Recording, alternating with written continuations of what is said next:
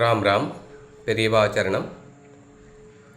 பெரியவாபுரத்தில் நடந்த ஒரு பெரியவா மிராக்கில் இந்த வாரத்தில் நடந்த ஒரு மிராக்கிள், அதை உங்களோட ஷேர் பண்ணிக்கிறதுல எனக்கு ரொம்ப சந்தோஷம்.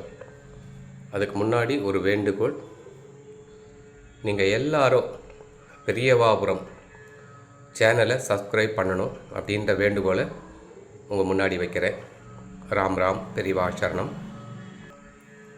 போன வாரம் நான் பெரியவாளுக்கு பூஜை பண்ணிட்டு இருந்தேன். அப்போது உங்களுக்கு தெரியும், பெரியவாபுரத்துலேருந்து ஒரு 100 அடி தூரத்தில் தான் state highways road, main road போகுது. அதில் ஒரு ரோடு ரோலர் போகிற சத்தம் எனக்கு கேட்டுது. உடனே பெரியவா சொல்கிறா, நிறைய தடவை ரோடு ரோலர் போகும், ஜேசிபி, டிராக்டர் இப்படிலாம் போயிட்டே இருக்கும். ரோடு ரோலர்லாம் அடிக்கடி போயிட்டு இருக்கும். ஆனால் அந்த போன வாரம் போகும்போது அதை கூப்பிடு அப்படின்ற உத்தரவு வருது பெரியவா கிட்டேருந்து. அதை வச்சு இந்த பிரதட்சிண சாலையை அதை மிதித்து விட சொல்லு, எல்லாருக்கும் ரொம்ப சிரமமாக இருக்குது, வாகனங்கள்லாம் போக முடியல அப்படின்ற ஒரு உத்தரவு கொடுத்தா. நான் நினச்சேன், பெரியவா அவள் வருவாளா, அவள் எங்கேயோ வேலைக்கு போயின்னு இருக்கா, அவள் வருவாளா அப்படின்ட்டு நினைக்கிறேன். போய் பார்க்குறேன், அந்த வண்டி போயிட்டே இருக்குது. 100 அடி, 200 அடி, 300 அடி, 400 இப்படியே போயின்னு இருக்கு. சரி, காரை எடுத்து போய் மடக்கலான்னு பார்த்தாக்கா, நம்ம பேட்ரி ஒயரை டிஸ்கனெக்ட் பண்ணி வச்சுருக்கோம். அதை எடுத்து முடுக்கி அதுக்குள்ளே லேட் ஆகிடும். கடைசியில் பட்டாச்சாரிய மாமாவுடைய அந்த பேட்ரி 2 வீலர் இருந்தது, சாவி அதில் இருந்தது. அவர் 2 வண்டி வச்சுருக்கார். ஒரு வண்டி அங்கே நின்று, அதை எடுத்து போட்டேன், ஸ்டார்ட் ஆச்சு, மூவ் ஆச்சு. ஸோ அதை வச்சுட்டு துரத்திக்கிட்டு போயிட்டு அந்த வண்டியை மடக்கிறேன். ஐயா, இது மாதிரி ஒரு ஒரு ஒரு 10 நிமிஷம் வேலை தான், கொஞ்சம் கல் மண்ணாக இருக்குது, அதை மிதித்து விடணும் அப்படின்னு. ஓ கே கே கே கே போல்ற அப்படின்னு மே சமஜ்னே அப்படின்னு.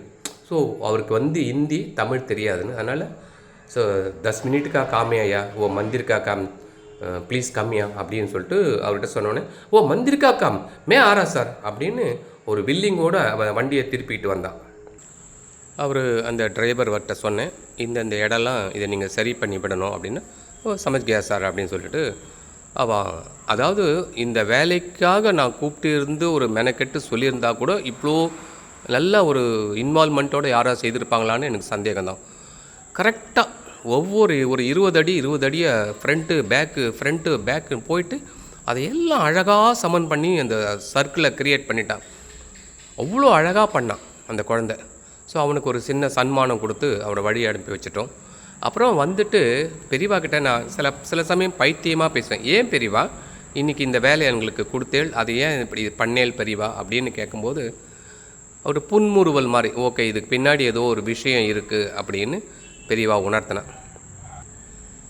இந்த February 4 நான் சென்னை போயிருந்தேன்.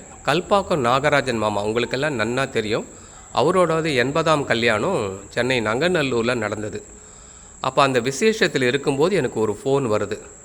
மணிவண்ணன் சொல்லிட்டு பேசுகிறார். அண்ணா, போன தடவை நான் வள்ளி தேவாலய முருகர் கொண்டு வந்தேன் விருதுநகரில் பிரதிஷ்டை பண்ணுறதுக்கு. அப்போ பெரியவாபுரம் வந்துட்டு தான் நாம் போனோம். அதே மாதிரி கர்த்தா இந்த தடவை தட்சிணாமூர்த்தி மகாபலிபுரத்தில் செய்து நாங்கள் அங்கே பிரதிஷ்டை பண்ண கொண்டுட்டு போகிறோம்.